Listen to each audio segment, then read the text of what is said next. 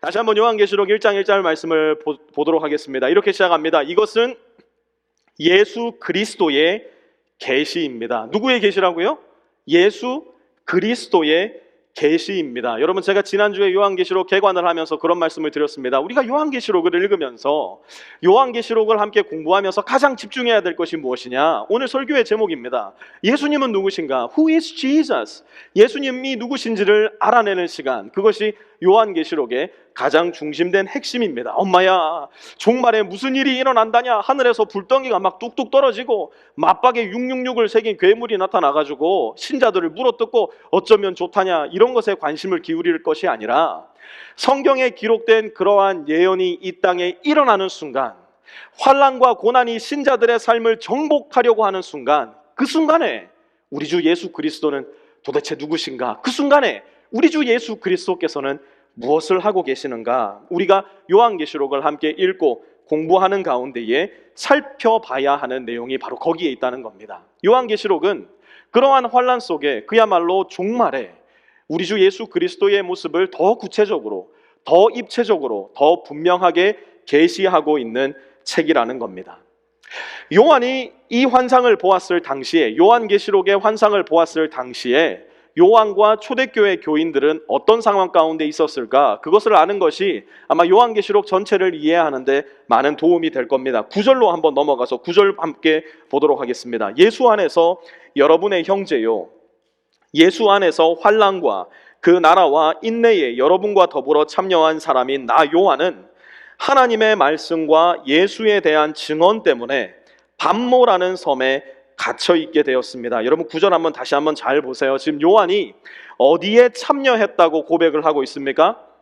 수련회에 참여했습니까? 캠프에 참여했습니까? 아니에요.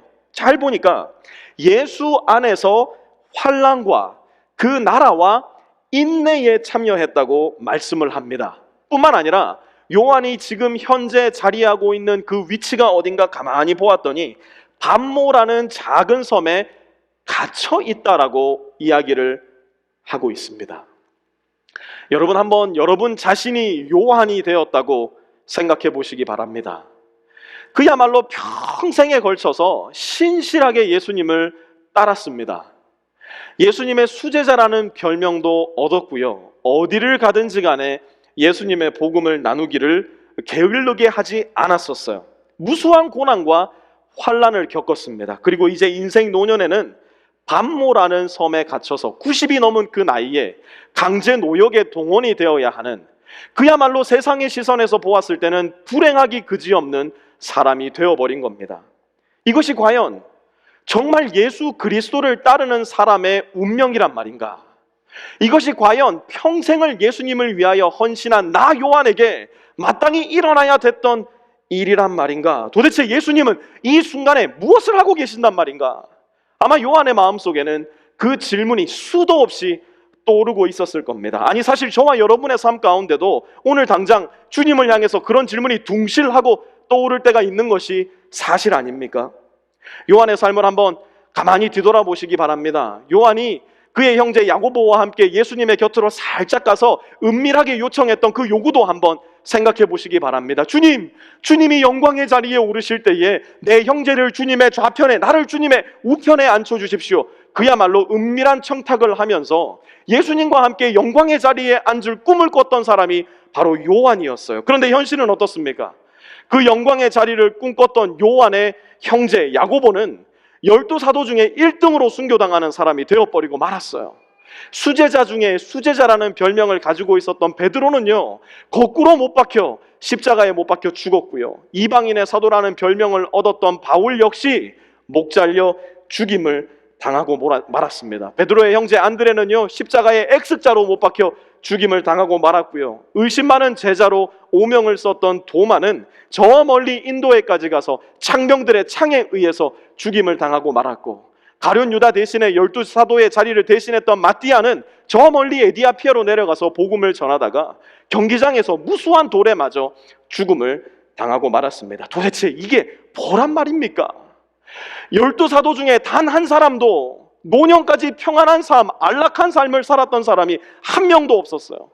자연사한 사람이 한 명도 없었어요. 그리고 이제 마지막으로 남은 노년의 요한은 90이 넘은 그 나이에 광산에 들어가 노역을 해야 되는 노예 신세가 되고 말았다는 사실입니다. 만약 저와 여러분이 요한이라면, 만약 저와 여러분이 요한의 상황에 있다면 여러분은 예수님에게 무슨 말을 하시겠습니까?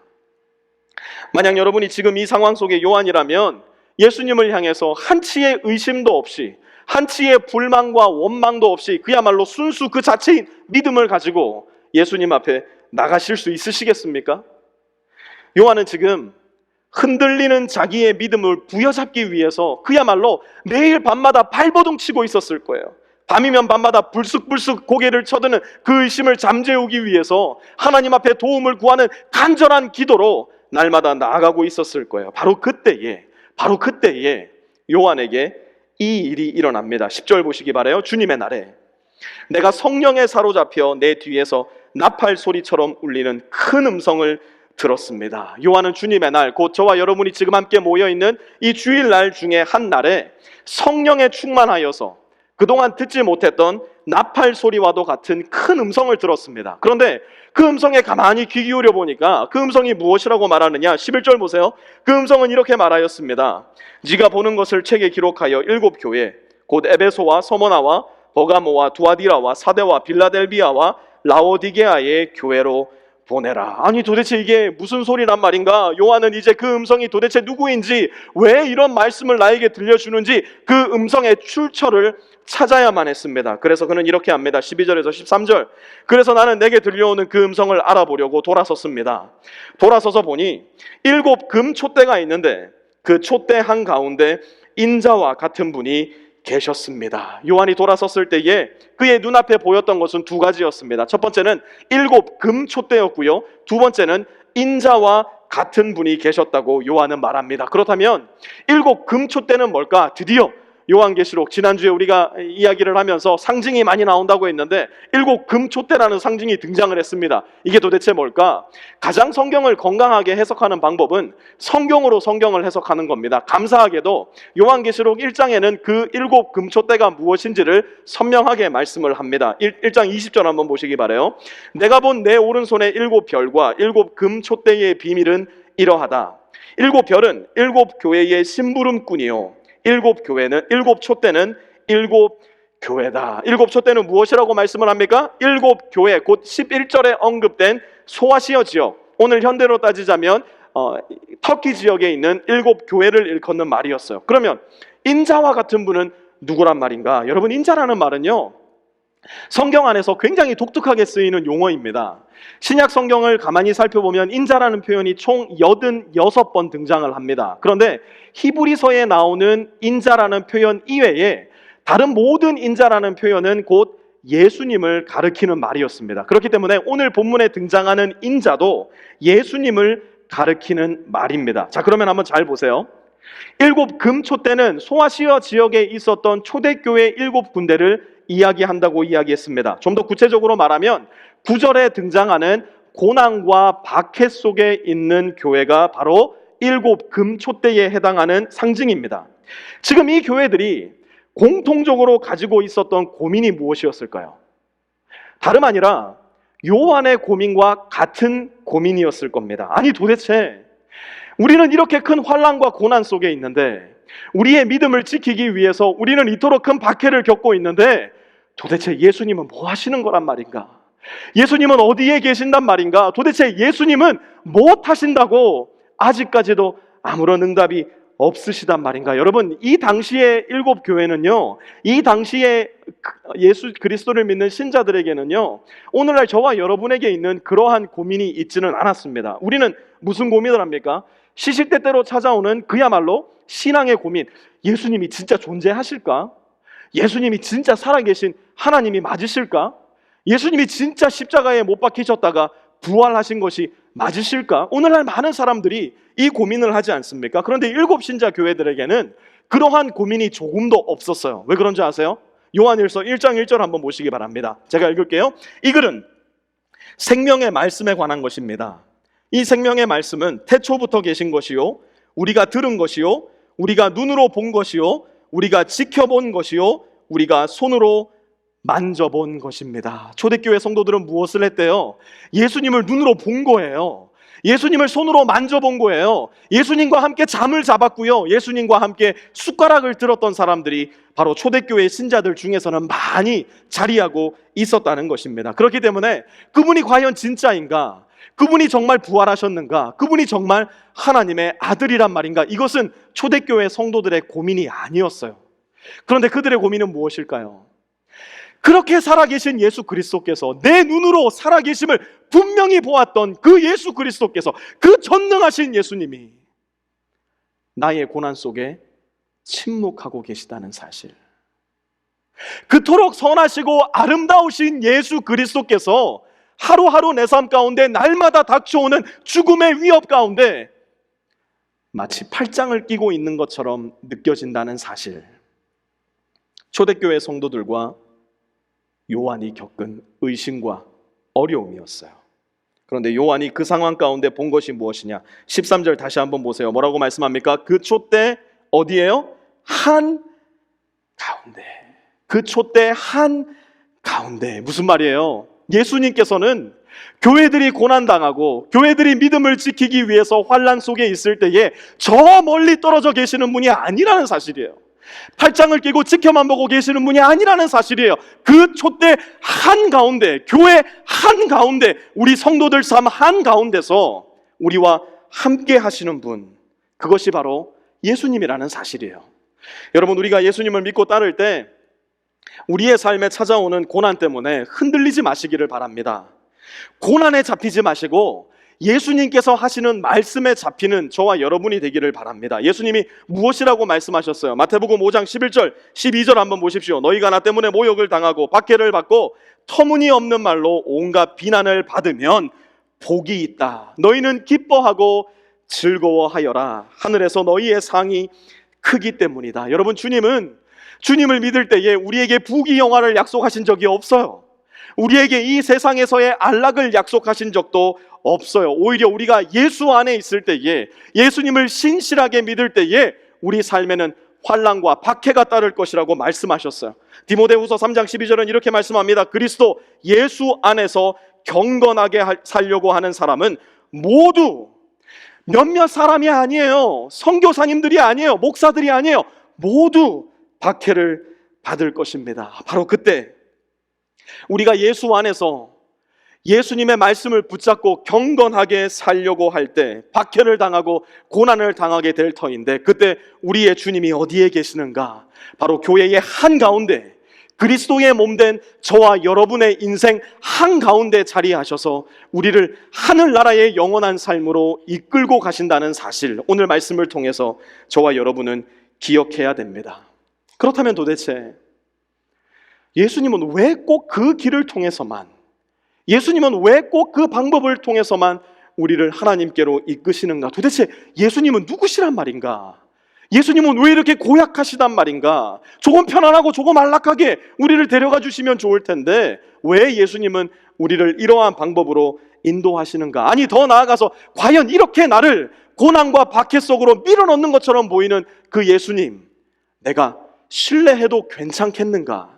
우리는 예수님의 모습을, 예수님을 좀 더 명확하게 알 필요가 있다는 사실입니다. 지금부터는 요한계시록 1장 말씀을 통해서 이 예수님이 과연 누구신지, 우리를 이러한 길로 인도하시는 예수님이 누구신지를 좀 더 자세히 살펴보려고 합니다. 13절 이어서 보도록 하겠습니다. 그는 발에 끌리는 긴 옷을 입고 가슴에는 금띠를 띠고 계셨습니다. 예수님은 누구신가? 첫 번째로 예수님은 왕이세요. 예수님은 왕이세요. 13절 다시 한번 보세요. 그분을 자세히 보니 예수님은 긴 옷을 입고 가슴에는 금띠를 띠고 계셨다고 말씀을 합니다. 여러분, 고대 국가 왕들의 복장은 대부분 비슷했던 것 같아요. 긴, 발이 끌리는 긴 옷을 입고요, 금띠를 띠는. 우리도 옛날 조선시대 사극을 보면 항상 왕들은 긴 용포자락을 입고 금띠를 가슴에 띠고 있지 않습니까? 고대 왕들의 복장들이 대부분 이렇게 비슷했던 것 같습니다. 발에 끌리는 긴 옷, 가슴에 띈 금띠는 곧 왕권을 상징하는 이야기입니다. 왜 예수님은 그러한 복장으로 요한 앞에 나타나셨을까? 예전 갈릴리 바닷가에서 함께 있었던 그런 복장으로 나타나도 괜찮았을 텐데 심지어 오늘날과 같이 이렇게 텍사스가 더울 때 나시티 입고 쪼리 입고 좀 나타나셔도 괜찮을 텐데 왜 하필 예수님은 이렇게 긴 옷을 입고 가슴에는 금띠를 띠셨을까? 여러분, 예수님은요, 제자들의 기대와는 다르게 너무나 초라하게 십자가에서 돌아가셨어요. 그러나 또다시 한번 제자들의 기대와는 정반대로 죽음에서 3일 만에 부활하셨어요. 그 예수님은 누구신가? 죽으시고 부활하신 예수님, 그 예수님은 누구신가? 5절로 돌아가서 5절 한번 보도록 하겠습니다. 또 신실한 증인이시오, 죽은 사람들의 첫 열매이시오, 땅 위의 왕들의 지배자이신 예수 그리스도께서 내려주시는 은혜와 평화가 여러분에게 있기를 빕니다. 5절에 예수님을 무엇이라고 소개합니까? 땅 위의 왕들의 지배자 예수 그리스도. 그냥 왕이 아니에요. 어느 한 나라의 왕이 아니에요. 땅 위의 모든 왕들의 지배자 예수 그리스도. 자, 그러면 한번 그 예수님의 왕권과 이 땅의 왕권이 어떻게 다른지 한번 보자고요. 우리가 사는 이 세상은 권력과 부와 명예와 미모가 곧 왕권이고 힘입니다. 다른 사람을 압도하는 힘, 그 누구도 그 앞에서 고개를 못 들게 하는 절대적인 권력, 그것이 곧 왕권이에요. 그러나 하나님 나라에서의 힘, 왕권은 그런 것이 아니라는 거예요. 섬김이 곧 힘이에요. 자기를 내어줌이 곧 권력이에요. 다른 이를 위해 나를 내어주고 심지어 예수 그리스도처럼 자기 목숨을 남을 위해 내어주는 것, 그것이야말로 하나님 나라에서의 진정한 왕권이고 권력이라는 겁니다.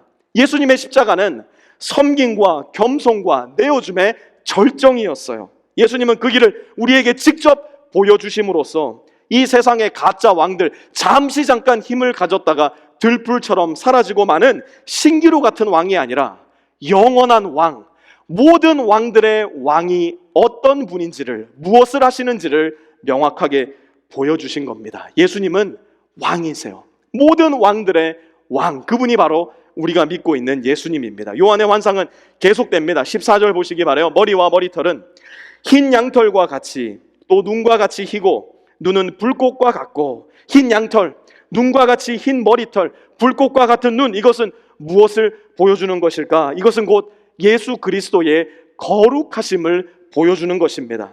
예수님은 아무런 죄가 없으신, 조금의 흠도 없으신 완전하게 순결하고 완전하게 거룩한 분이라는 겁니다.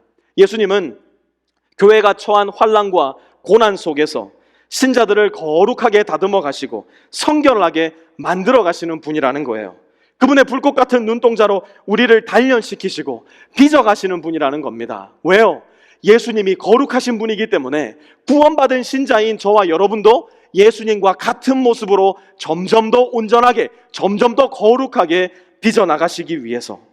여러분, 우리 시대 정말 불행한 사실 하나, 우리 교회의 특징이 무엇입니까? 세상이 교회를 향해서 이렇게 말합니다. 도대체 니나 내나 다른 것이 무엇이냐? 세상이 교회를 오히려 염려해주고 세상이 교회를 오히려 혀를 끌끌 차는 시대가 바로 저와 여러분이 사는 우리의 시대가 되어버렸습니다. 교회가 세상 사람들에게 창문의 역할을 해줘야 되는데 그 역할을 하지를 못해요. 세상이 교회를 보고서 이 세상 너머에 있는 하나님의 나라를 보여줄 수 있는 창문의 역할을 하지는 못하고 오히려 거울의 역할을 합니다. 세상 사람들이 교회를 보면 자기네들과 다를 것이 하나도 없어요.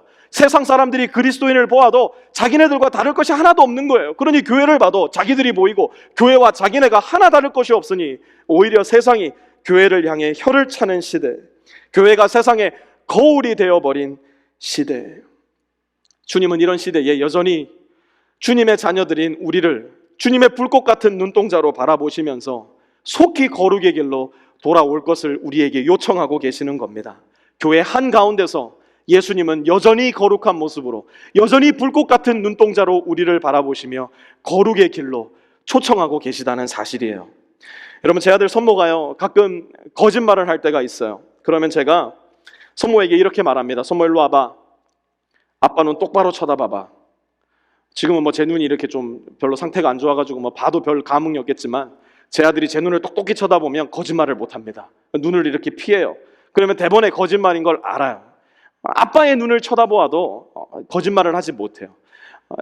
분명히 선모가 나이가 좀 더 먹으면 분명히 지 아빠 닮아가지고 이제 눈 똑바로 쳐다보고도 막 거짓말을 하는 때가 올 텐데요, 아직까지는 그렇게 하지 못해요. 마찬가지예요. 예수님께서 우리의 눈동자를 바라보실 때에, 그 불꽃 같은 눈동자로 우리를 바라보실 때에 주님께서 저와 여러분에게 바라시는 것은 무엇인가? 예수님의 거룩을 닮아 점점 더 예수님의 거룩한 모습으로 성장해 가는 것, 점점 더 예수 그리스도의 장성한 분량에 이르러 가는 것, 그것이 바로 거룩하신 예수님 앞에서 우리가 되어야 할 모습, 교회 한가운데서 예수님이 우리를 빚어나가고 있는 모습이라는 겁니다. 요한은 그의 환상을 통해서 그 예수님을 다시 한번 만나게 된 것입니다. 요한의 환상은 계속 이어집니다. 15절, 발은 풀무불에 달구어낸 놋새와 같고 음성은 큰 물소리와 같았습니다. 풀무불에 달구어낸 놋새, 큰 물소리와 같은 음성, 이것은 무엇을 나타내는 것인가? 이것은 곧 예수 그리스도의 흔들리지 않는 authority, 권위를 나타내는 말입니다.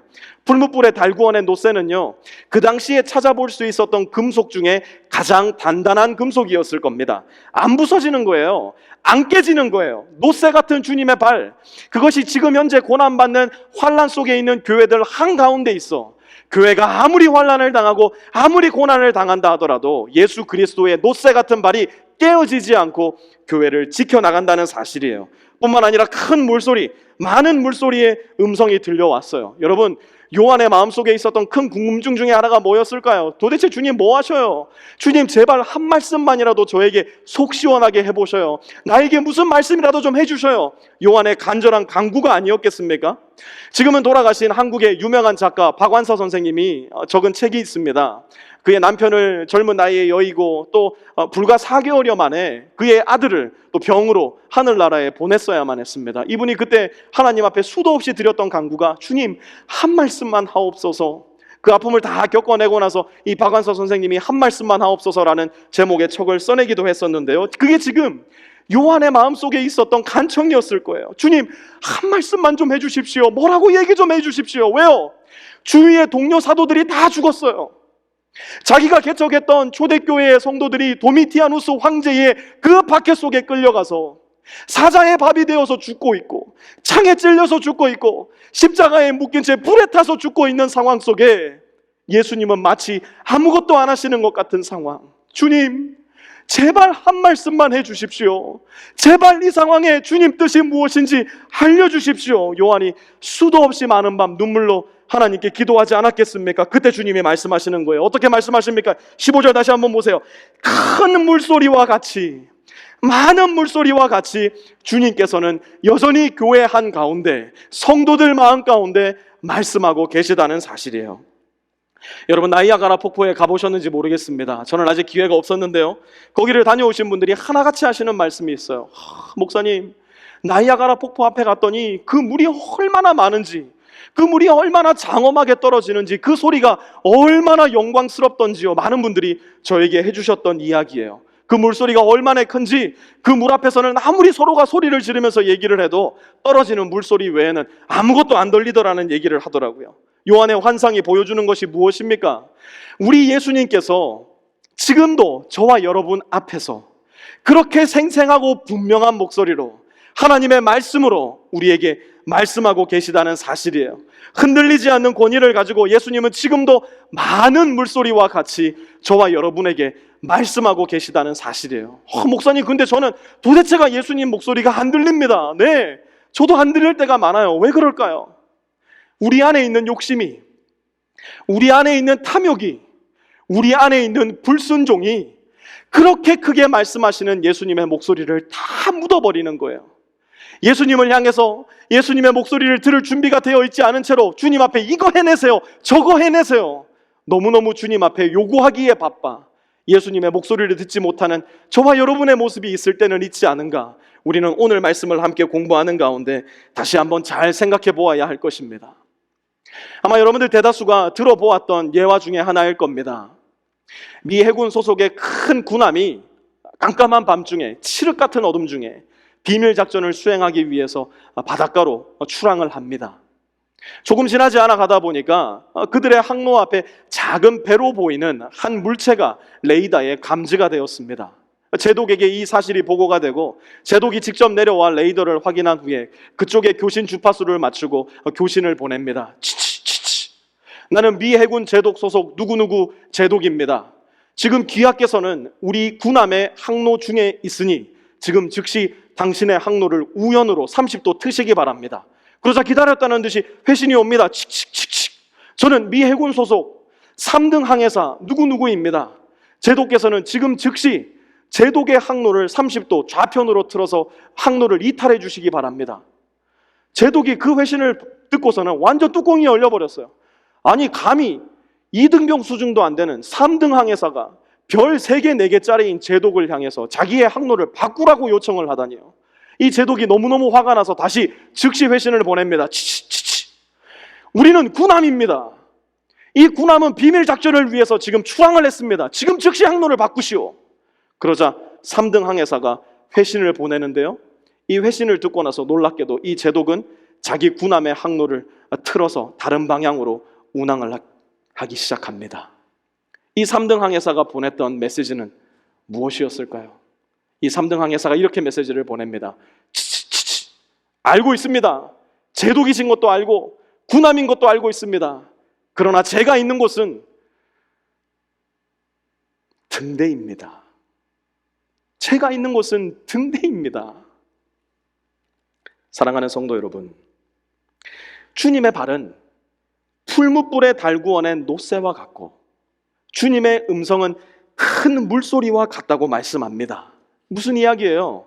주님의 권위는 흔들리지 않는다는 거예요. 주님의 권위는 변하지도 않는다는 거예요. 그러니 저와 여러분은 주님을 바꾸려고 할 것이 아니라 우리가 바뀌어야 된다는 거예요.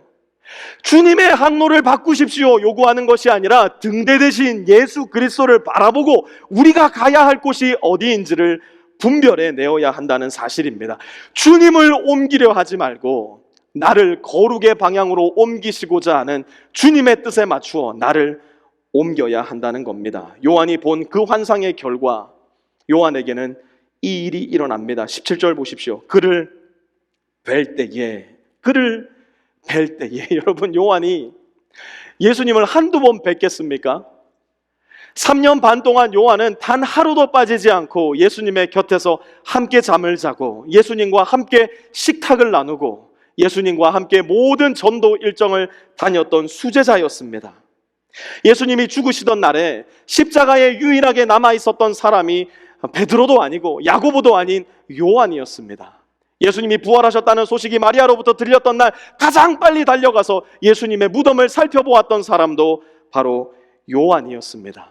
예수님이 부활하신 모습을 두 눈으로 생생히 보고 만져보고 예수님과 함께 갈릴리 바닷가에서 고기를 구워 먹었던 사람도 바로 요한이었습니다. 요한만큼 그토록 가까이에서 그토록 생생하게 주님을 뵌 제자가 또 있었을까? 그런데요, 요한의 고백을 한번 들어보세요. 그를 뵐 때에 무슨 일이 일어났는가? 17절 이어서 봅니다. 그를 뵐 때에 내가 그의 발 앞에 엎어져서 죽은 사람과 같이 되니. 왜요?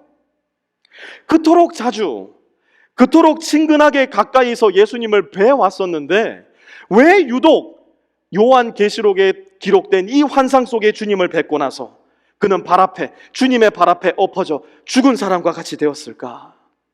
요한은 이 환상을 통해서 그가 알고 있었던 예수님보다 훨씬 더 전능하신 예수님을 만나게 된 거예요. 그 이전에 알고 있었던 예수님보다 훨씬 더 아름다우신, 훨씬 더 권위가 있으신 예수님을 만나게 된 거예요.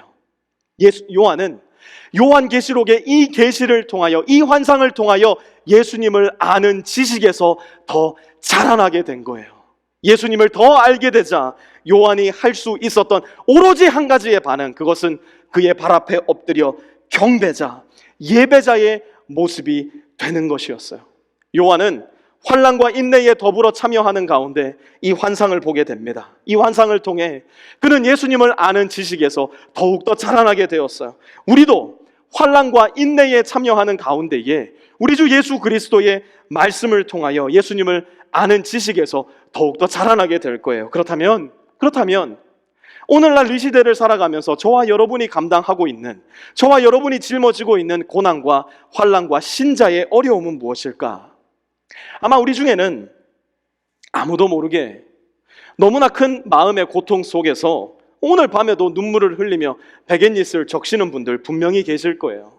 믿음을 지키기 위해서, 믿음의 선한 싸움을 계속 해나가기 위해서 외로움 속에서 주님 도대체 어디 계셔요? 주님 오늘은 날 도와주셨어야죠. 주님 내일은 꼭 좀 저를 도와주셔요. 아마 눈물의 강구를 올리는 분이 분명히 계실 겁니다. 여러분 그때 기억하세요. You are not alone. 여러분은 혼자가 아니에요. 7 금촛대 한가운데에 여전히 계시는 예수님을 꼭 붙잡으시기 바랍니다. 예수님은 성도의 삶에 멀리 떨어져 계시지 않아요. 성도의 삶에 팔짱을 끼고 계시지도 않고 성도의 삶을 향해 눈을 감고 계시지도 않다는 사실, 여러분 오늘 말씀을 통해서 잘 기억하시기 바랍니다. 왕들의 왕으로서, 거룩한 눈을 가지고 흔들리지 않는 권위로서 저와 여러분을 여전히 인도하시고 보살핀다는 사실, 여러분 꼭 기억하시기 바랍니다. 또한 오늘 말씀을 마무리하며 기억해야 할 사실, 앞으로 오래지 않아서 우리가 지금 갖고 있는 이러한 종교적 자유, 또한 종교적인 안전, 아마 이 미국 땅과 우리 조국 대한민국에서 사라질 수도 있을 겁니다. 지금 우리의 시대의 흐름은 분명히 그러한 방향으로 가고 있고요.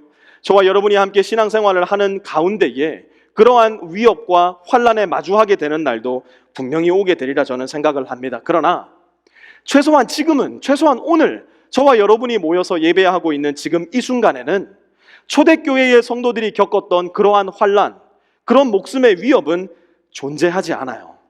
그러면 저와 여러분이 겪고 있는 환난은 무엇일까? 여러분 잘 들어보시기 바랍니다. 오늘날 우리의 환난은 저와 여러분이 세상과는 조금도 다를 것 없이 살아가면서도 나는 아무 문제 없어, 나는 신자로서 더 이상 해야 될 일도 없고 더 이상 부담을 가져야 될 일도 없어, 내 안에 너무나 스스로에게 주어버린 안락과 평안함, 그것이 마치 신자의 삶의 표준인 듯 오해하며 살아가는 것, 그것이 어쩌면 저와 여러분의 환난인지도 모르겠어요. 예수님을 따름으로 말미암아 겪게 되는 믿음의 환난과 고난이 단 하나도 존재하지 않으면서도 오늘 하루를 살아가면서 순종의 결단, 믿음의 도약을 결정해 본 적도 한 번도 없으면서도 나는 괜찮아, 오히려 그러한 것이 하나님으로부터 온 축복인 양 오해하고 착각하고 있는 것, 그것이 어쩌면 저와 여러분이 겪을 크나큰 환난이 될지도 모르겠어요. 예수님이 말씀하셨던 것처럼 우리는 이렇게 살다가 마침내 주님이 다시 오시는 그날 우리를 보시고 내가 너를 도무지 알지 못하니 나를 떠나가라, 그 청천벽력과도 같은 말씀을 듣게 되는, 그리하여 그 누구보다도 가련하고 그 누구보다도 비참한 환난을 경험하게 될지도 모르겠어요. 그러므로 사랑하는 성도 여러분, 예수님이 누구신지를 잘 알아야 돼요. 예수님이 누구신지를 우리는 최선을 다해서 공부해야 돼요. 예수님은 우리 인생의 지인이가 아니에요. 우리 인생의 자동 판매기가 아니에요. 그저 내가 원하는 걸 꾹꾹 누르기만 하면 우리에게 툭툭 우리가 원하는 것을 던져주시는 그런 자동 판매기와도 같은 분이 예수님이 아니에요. 그분은 모든 왕 중에 왕이시고 여전히 거룩한 불꽃 같은 눈동자로 우리를 보시는 거룩의 화신이시며 흔들리지 않는 권위로서 많은 물소리로 그분의 말씀을 우리에게 들려주시는 우리 인생의 등대, 곧 빛이라는 사실입니다. 예수님은 누구신가?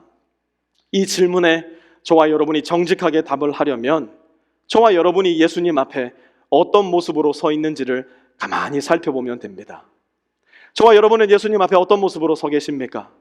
예수님을 뵐 때마다 고개를 꼿꼿하게 들고 주님 이거 하셨어야죠, 주님 이거 해주셔야죠, 주님 앞에서 이거 해라 저거 해라 명령 아닌 명령을 던지고 있는, 기독교 역사 속에 존재하지도 않는 신자, 성경 속에서는 소개되지도 않는 신자의 모습으로 예수님 앞에 서 있지는 않습니까? 내가 주님을 뵐 때에, 내가 주님을 뵐 때에 내가 그의 발 앞에 엎어져 죽은 사람과 같이 되니. 사랑하는 성도 여러분, 저는 요한과 함께, 베드로와 함께, 허다한 믿음의 그 증인들과 함께 저와 여러분이 예수님 앞에 엎드려 예배하고 경배하는 주님의 제자요 예배자로 발견되기를 바랍니다. 예수님을 온전히 알게 될 때에, 예수님을 분명히 알게 될 때에 고난과 환난 속에서도 우리의 인생 중앙에서 우리의 왕으로서, 거룩한 분으로서, 흔들리지 않는 권위로서 우리를 인도하시는 주님을 찬양하며 경배하는 경배자로서 날마다 새롭게 태어나시는 저와 여러분들 되시기를 우리 구주 예수 그리스도의 이름으로 축원합니다. 함께 기도하겠습니다. 사랑의 아버지 하나님,